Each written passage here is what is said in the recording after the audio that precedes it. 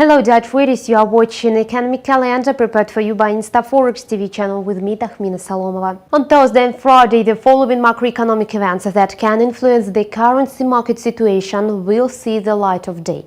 On Thursday, the United Kingdom will publish its construction PMI data for February 2017.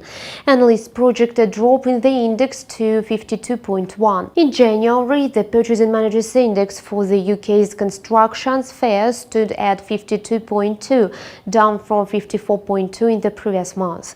The print of 53.9 had been expected. The figure of 52.2 reflects the slowest activity growth since September 2016, when the sector started recovering after the referendum. Activity growth rate decelerated in all three subsectors: housing, commercial and civil engineering.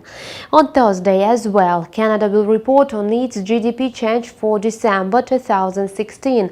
The GDP is expected to have grown by 0.3% on a monthly basis. In the previous month, Canada's economy expanded by 0.4% on the back of higher oil and gas production and positive dynamics in manufacturing and construction sector. Economists had anticipated an increase of 0.3% in the given period. In October, the Canadian gross domestic product decreased by 0.3%.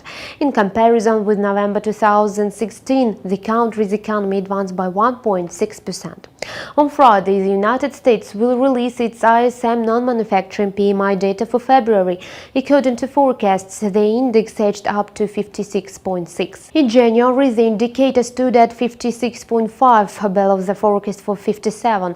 The index still stays above the threshold of 50. Therefore, decline in the index does not mean a decrease in the sector activity, but reflects that activity growth continues at a slower pace. The new orders index dropped while the employment index advanced. The price index rose, with prices climbing for the 10th month in a row.